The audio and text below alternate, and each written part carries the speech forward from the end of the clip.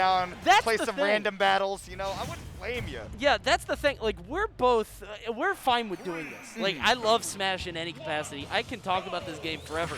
But I get it. You know, Rosalina, Sonic, but best of 5. Dabuz definitely a bit more aggressive than I think. I think he does sort of get sort of a different rep or an unfair rep based on his history. Has definitely ramped up the aggression and changed up his play style, I believe, in the past, you know, however long after quarantine. Now, he has struggled to sort of regain his footing in terms of being that uber consistent, you know, top 10 player. Has somehow found it a little bit tougher. And we'll see if TonyZTank can continue to put sort of holes in that wall here. Rosa versus Sonic here. Tony making waves at Riptide after a great performance. Playing very slow, known for sort of this what you're seeing right here in his playstyle. Yeah, he's very, very measured and doesn't really like to overcommit with Sonic, right? Slow probably isn't the right word because he is going, but it's like... He is the fastest thing alive, right. But the timer says otherwise. Yeah, the commitments are low. And that's you know, the prototypical Sonic, right? We look at the tools that he has and we say, if you're playing Sonic optimally, this is what he should be able to do, right? And TonyZTank is one of those guys that's really able to take it to that full level, but against Dabuz, you have got to be a major manner of consistent if you're going to play the long game. You can see right now 131 to 99. Tony just going to burst right through that Luma. Goes off stage, but it doesn't matter. Again, just carrying this Luma left to right. That Luma is a trooper. she took like 8 hits in a row and was like, I'm ready to go, boss. Poor girl. That's like throwing in the, what do they call it in boxing? When you throw one to just like sandbag, it's a... They throw them in to get fodder. That's it. Ah, okay. Yeah. And it's like, all right, we know who's going to come out on top. But she got up for more, and Dabuz never gave up on that stock. Even though TonyZTank was playing with the lead for, you know, minute and a half straight, it was still the Rosalina and Luma to take the first stock. And this is where Dabuz really shines, is when he has that stock lead and he's able to play his own game, particularly on a stage like this. We know that he loves platforms, loves chilling right under this stuff. And that's why at the start he got so aggressive, right? He saw that TonyZTank went to the corner and he went, okay, I can build my house right next to you. It's like he's playing Tan.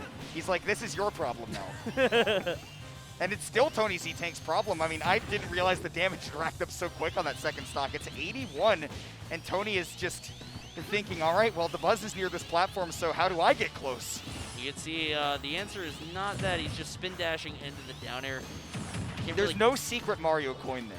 No. You're not going to ground pound and find something. Just spin dashing for 30 seconds and then... It's like that plane. Do you remember the plane one in Odyssey? Do you remember that start? That pissed me off. Can we talk about that? The moon where you have to look at the sky for like 45 seconds? I hated that. That's like some Earthbound nonsense. Yeah, it's like, I can't believe they put that in a Mario game. Ridiculous. All right, 113. I just got mad. 113 here, trying to use that Luma to seal the stock on Tony. Tony pressured to that ledge. You saw Luma vibrating. there. She was getting a phone call. Vibrating with rage. She was like, I need you to come to me. I must hit you. Leave her alone. Leave the lady alone. I will protect her. You fight me first. One of Tart's stuff. Leave this lady alone. You see here, trying to go for this up tilt, but no. Now, yeah, Dabuz once again just getting right back over to that platform, but this time we see Tony a little bit more confident in attacking that Luma. Oh, they're no, he's Tony okay. lives. Barely, though. I can't believe that he actually lived that. No, that he looked doesn't. like a forward smash, but okay, now he's gone. All right. We're living in the present, and in the present, Tony died, and that's all we care about. Now it's a one-stock game. Both of these guys down to their last lives, and 3 minutes on the clock, roughly. Ooh. And just a little overcommit on that movement, right? We talk about how it's kind of hard to overcommit as Sonic sometimes because you can just go straight past your opponent, but getting caught on that platform slowed him down a bit, and Dabuz didn't miss his opportunity. He realized, all right, you're in my threat zone, and I get that dash attack, and look at the damage it led to. So much. And you can see Tony really sort of that classic Sonic where finding opportunities to get huge bursts. You can see it there. Can't quite get the forward air carry off like he wanted, but gets the back air, tries to go for it, can't quite land it. Dead even again between these two. And I like that he's feigning pressure to that Luma, right? Makes Dabuz concerned, and he picks up the stock. He went off deep to get that. Big kiss there with that forward air, and Dabuz gonna lean over, gonna discuss some stages. Dabuz again, sort of getting caught off guard by the Sonic. Very evenly matched between these two, at least in how that game went. dude, he put on that hand sanitizer and he went quick. He's starting a fire. Putting that right in. I honestly think, and I said this on the other stream I was on an earlier blog, I think that the players are dealing with the room, with it's the venue. cold. It is cold in here. I regret not having a jacket. You made the right play. Right, yeah. I didn't want to wear it. I wore shorts, and that was foolish. But yeah, this is a cold room. The room is filling up. There's a lot more people than there were, but even still, I think the players on stage are having to deal with that fact. And again, I said this before, but it's like, this isn't like to make excuses for anyone. It is a reality of the game that we play in the environment that we're in, so you got to kind of deal with it. But it is something to consider, because like Tony there, you saw him rubbing his hands like crazy. Dabuz doing the same. And Dabuz coming out despite maybe having cold hands. The gameplay is hot currently. Yeah, Tony is definitely. I mean, he had the faster. He had the real life tech with the hands, right? I mean, he's playing Sonic, so he knows how to get the speed up, and he is speeding up the damage to 60% and gets Dabuz juggled onto that platform. And Dabuz does kind of just seem, I don't know, a little bit rattled every time that Tony actually does decide to approach him. Let's see, 121 here. Tony, yeah, you're going to give that to him. He's going to take it every time. Dash attack into the shield of Rosalina. Going to eat an up smash for his troubles. And now Tony, he gave up stage there by going off stage. Doesn't seem to matter. Just getting poked at by those star bits as well. Yeah, it's so much harder here on small battlefield. Dabuz still likes having the 2 platforms available, right? Nowhere to just run up and platform camp against him. But here with the 2 platforms, Dabuz definitely on small battlefield gets to reduce the amount of distance that TonyZTank just gets to cross him up and run away, and it's paying off dividends for him right now with this early lead. 738. Dabuz going high, trying to find a way down. And caught the jump as well. I think that's something that Dabuz is going to look for a lot, is that Tony has gone high a lot of times, that it seems like he's overcommitted to his movement, and he has definitely been committing to these homing attacks a lot as well. He's stuck here. Yeah, tries to get the forward smash. Maybe a little bit of an overcommit while we're talking about it. Could have just gotten free damage, I think, with a couple more aerials, maybe something a little bit better placed, but doesn't matter. Still firmly in control, has the entire stage. Tony has not gotten back on in a while. Finally gonna land that neutral air. Well done. We saw on Pokemon Stadium 2 that same setup had almost killed Dabuz at a relatively similar percent, but here on small battlefield, Tony got that setup a little bit higher on that platform and was finally able to do it. And I just love that he's aware of, you know, exactly what his win conditions are, what will kill and what will get him back into the game against Dabuz. And right now he knows engaging with Luma is not his priority. Oh, tries to go for the up smash, but the Luma's getting knocked out of position. Yeah. There we go. Finally, that up smash is going to do it. Tony's gone on his second stock. This is winner's quarters of the round 2 pool, so I believe this is right before top 32. And these guys are trying their best to make it to tomorrow. Nobody wants to be on that 33rd graphic. We've seen some stuff about it, you know. Yeah, once you get past the 30s, you're like, all right, finally satisfied with my performance. But a guy like Dabuz, like you said, he's one of those people that has just been trying to not only establish consistency, but even more than that, he really wants to prove that he can get back onto that top level. And Tony right now is just looking like a big roadblock for him. It's just so tough to deal with the Sonic.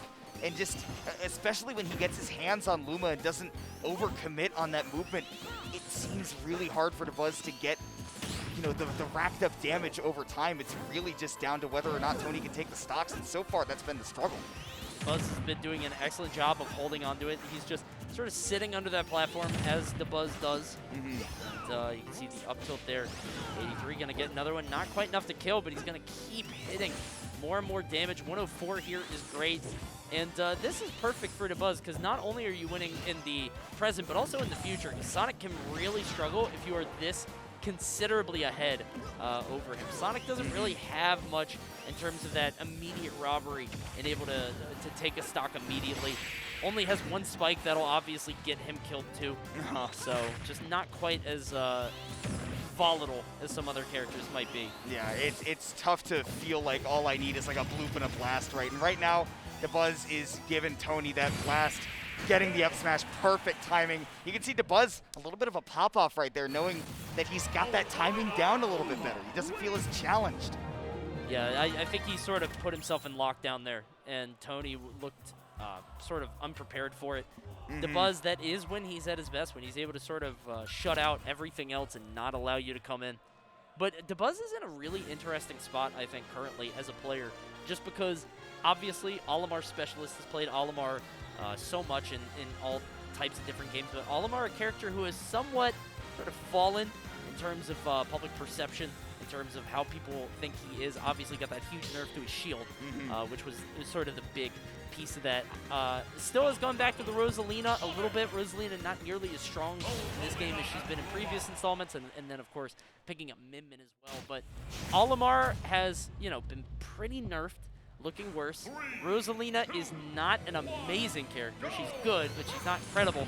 And the Min Min is, in my estimation, I think it's a lot of theory.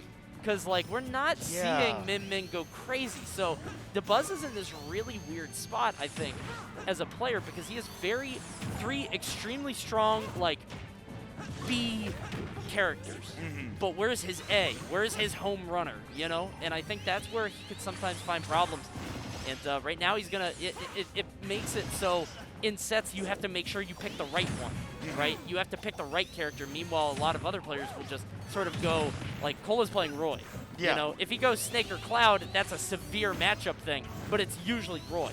Yeah. Dabuz always has that option of the three because he keeps them all warm, but it's still kind of scary, I have trouble thinking sometimes exactly what I say defines Dabuz as a player. Right now, I mean, the Rosalina is looking definitively very, very good against the Sonic on Lilat, which was Tony's counterpick, and it just seems like he's given Dabuz 3 houses to relax under, which, I'm not that rich. I don't even have 1 house. In this economy? I live on Final Destination in this economy, and he's on the spaceship, too.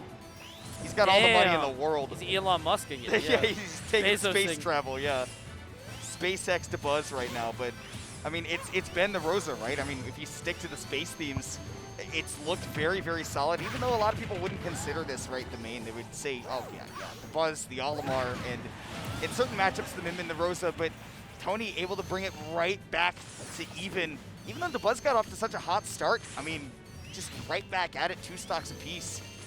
Yeah, Tony played it beautifully.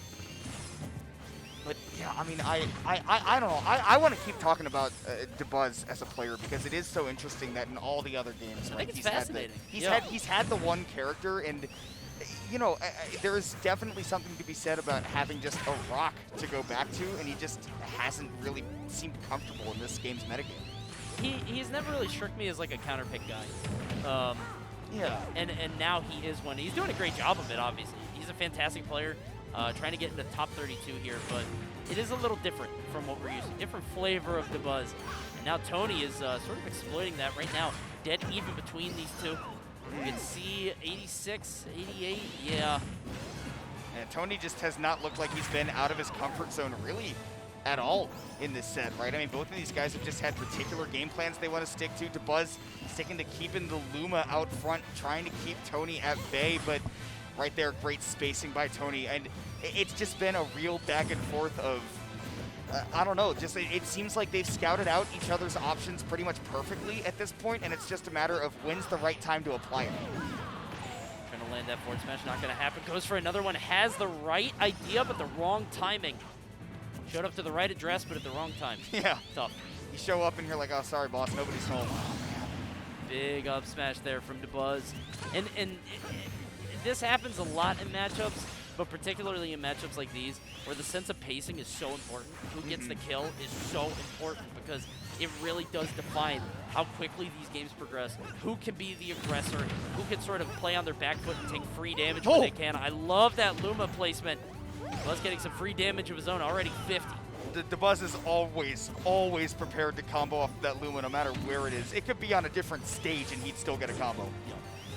Now 145, obviously all Tony needs right now is really anything. A spin dash into the neutral air could do it, but speaking of neutral airs, Dabuz leveraging his own. All of a sudden the momentum is way in his side, and that's a Shoryuken from Luma to put Dabuz up 2-1 with a very definitive 2-stock. You gotta come down sometime. It felt like Dabuz just he locked him up there, and Tony didn't really have any urgency in terms of coming down. He just said, okay, I'll take a hit, I'll take a hit, I'll take a hit. It doesn't really matter too much, and eventually mattered a whole bunch Dabuz going up 2-1 in the set. Remember, it is best of 5, so there are more games he played. I heard a chew.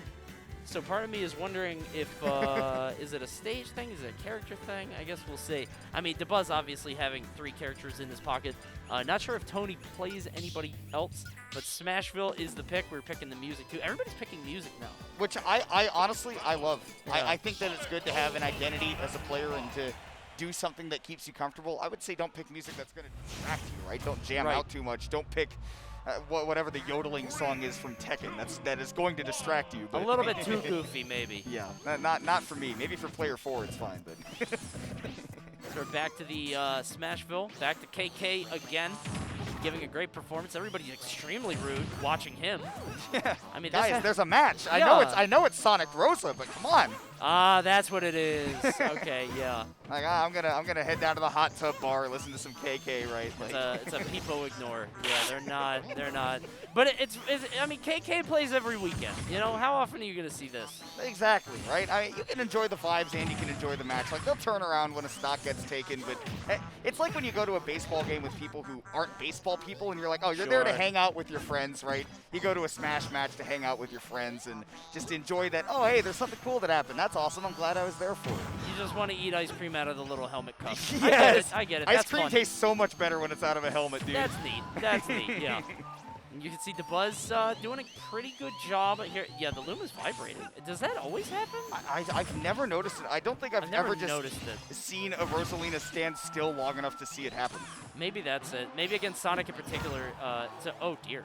Ooh, yeah, this is going to be a tough recovery for Tony, but the immediate air dodge saw that Dabuz was going to get aggressive off stage, and how couldn't you, right? When you get that tech off stage, you just kind of assume your opponent will panic, and in that case, Tony trying to escape the grasp of Dabuz loses that first stock, but he gets Luma out of there quick. I love this idea from Tony. I think the stage was, the right choice. Something a little bit smaller. Doesn't give Dabuz time to breathe, time to plant his feet, put himself on the ground. The problem, though, is that if Dabuz just beats him straight up, then you have nowhere to go. Like, you're charging the spin dash, but you're in burst range, right? Like, Dabuz could just run up and dash attack you. And now his home is in the center. We've relocated. And honestly, Rosa has some really good burst options, and I don't think that people really talk about that. It's just that the distance on them isn't, it's not Sonic burst. It's not, Diddy Kong burst, right? I mean, it's not as far-reaching, but still pretty good. Tony, though, looking nice, keeping good control of this platform, which is definitely something that Dabuz can leverage, but he's just not really hopping up onto that center platform, which is where Dabuz will blow you up. It's the forward air, not getting anything else, just going to charge at the spin dash, gets the neutral air. I love the parry there. Not overextending, doesn't try to extend the combo, just takes the parry, knows Dabuz is going to go for it, and now took the lead for just a second and takes it again. Wow. Yeah, super back and forth once we get onto the second stock, and I love the hit onto the Luma, but the dash attack isn't enough to actually get it all the way off stage. And again, man, every time Tony's in the air, Dabuz smacks him hard. It feels like Tony does all of his damage in like 20-second increments. Yeah. Like, he gets nothing for a minute and a half, and then in 20 seconds he'll do just an insane amount. It's like Deltarune chapters releasing. 2 years, and then Toby Fox is like, hey, here's another one, and I'm like, okay, great, I'm happy. Finally. I love interaction. 137 to 106, Tony. Ooh. Oh my god, he snuck that in! That was so icy, dude. I think he actually timed that with the, maybe this is a little bit too much credit, but I think he timed it with the Luma dying with all the smoke, and he was like, he'll never see this coming. I definitely didn't. The Luma definitely threw me off, because I saw the big burst, I was like, oh, Luma's dead, and then I saw he was dead too. Up smash, again, dead even between these two. We've seen this consistently in these matches where really it just comes down to this final stock, and this is the gut check. This is where Dabuz thrives. So Tony's going to have to beat the master at his own game here. This is where Dabuz does his best, when his back is to the wall and he's forced to play this very patient, slow game. He's doing a great job of it so far. Yeah, 48% and just not letting Tony utilize the spin dash in any way. Luma's been a big reason for that, and of course, Rosa has a lot of those lingering hitboxes, which is really tough for Sonic to deal with, and all of a sudden, that's the big leverage that Dabuz is putting on Tony. It's been hard for him to deal with, and is this going to be too much for Tony to handle? Yeah, Dabuz tends to win these. Oh, wow, Rosalina throwing it down with the Luma. The Rosalina hitbox was not going to connect, but the Luma certainly will. And Dabuz winning 3-1, and again, there at the end, that is the epitome of Dabuz. We were talking a little bit before about how to define him as a player, and being able to sort of enter that lockdown state, just to not have any sort of interaction, at least nothing that isn't on your terms, that is where he really thrives. And you saw it there at the very end. Dabuz not taking any damage. I think he took 14, 15, taking one hit just astray. And meanwhile, was able to just shave off that entire stock from Tony. Well done to him. Yeah, really good stuff from Dabuz, and that's the manner of consistency that we expect to see out of a 10+ year veteran of Smash Brothers and platform fighters in general. Man, I mean, I know that he's played lots of other platform fighters and had some really, really phenomenal success, and this was just another demonstration of a guy really being able to turn it up when it matters, and having control of the game too. Yeah, we were talking about how Dabuz has all these different characters, and I feel like the common connection between them is just that no matter what character he's playing in a game, he always wants to be able to dictate the pace of the match and where you're going to be. And right, the 3 characters he has are really, really solid at doing that. It's just, we'd love to see him commit to something, right? Dabuz is never going to play like a wolf. He's never going to play a character that is designed to sort of come at you and just fight you straight up and have that sort of fight, back and forth. He really wants to be the one in control, determining the pace, sort of setting how a match is going to go, and that's where he's at his best. And we saw it there with the Rosalina. We'll see how far further in the tournament he can go. Obviously, I expect Tony to do a ton of damage in loser's bracket. Wouldn't be surprised to see him go super far. Very big rising talent, rising star here in Smash Ultimate. Yeah,